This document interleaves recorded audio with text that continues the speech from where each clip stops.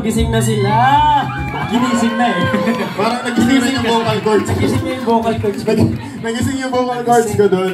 And bago ang lahat, gusto lang namin magpanggisingin ng puso sa TikTok. Maraming salamat sa